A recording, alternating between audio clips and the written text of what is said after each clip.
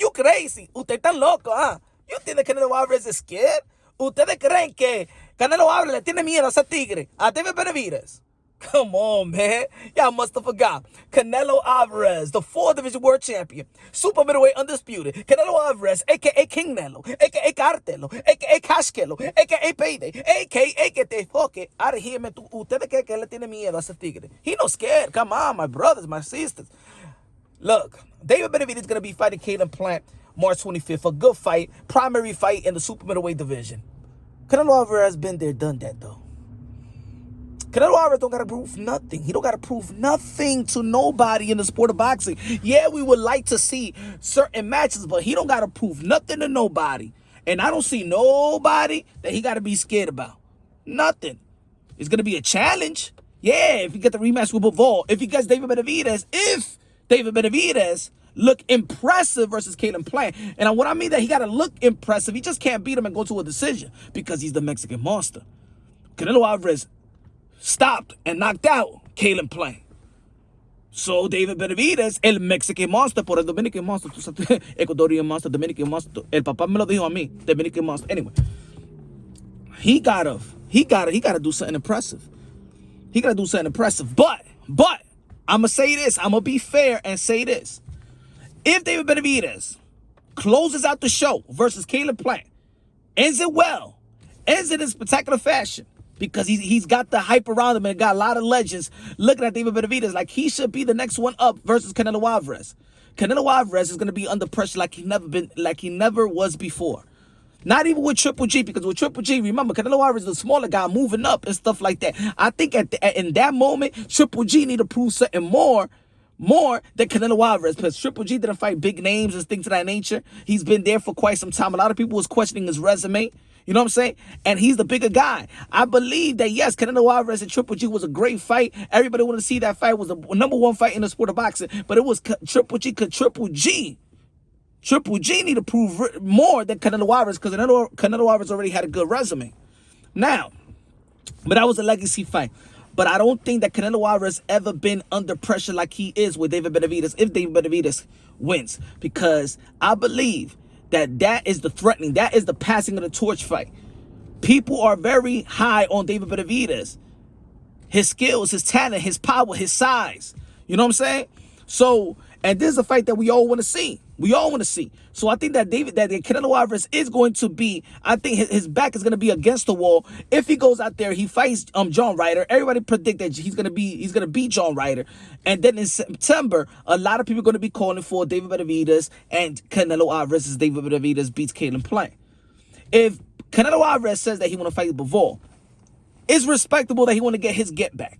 Canelo Alvarez is an all-time great. I believe that he can make some adjustments and look, I still think that Canelo Alvarez is great enough to actually beat Bivol. I believe that. I'm not living in the moment. Bivol, yes, beat Canelo Alvarez, but I didn't see nothing special from Bivol. You understand what I'm trying to say? I believe that Canelo Alvarez could come with a better game plan. He's great enough that, and I think that he can make the adjustments. If I don't think that Canelo Alvarez was an all-time great, then I wouldn't think that he could go back into the rematch and beat Bivol. Nonetheless, that was a fight that his team and Canelo Alvarez felt like, yo, he went up there, he did to be great. Everybody know his size. He was a bigger guy. So once he said that and his team said that, you know, he's too big, I don't want to hear that excuse. So stay in 168 and fight the guy that everybody want to see you fight. And the primary fight for Canelo Alvarez is David Benavidez. But David Benavidez could trap Canelo Alvarez. Not only trap Canelo Alvarez, but trap him with the fans as well. Because I believe that David Benavidez is a fan-friendly fight. And of course, the Mexican fan base is looking at the future poster boy for Mexican boxing. You know what I'm saying? And they're gonna put pressure on Canelo Alvarez like he's never been under pressure before. Canelo Alvarez cannot be mad when somebody asks him about David Benavidez like he was after the fight. Like, oh man, he only fought Anthony Durrell. No.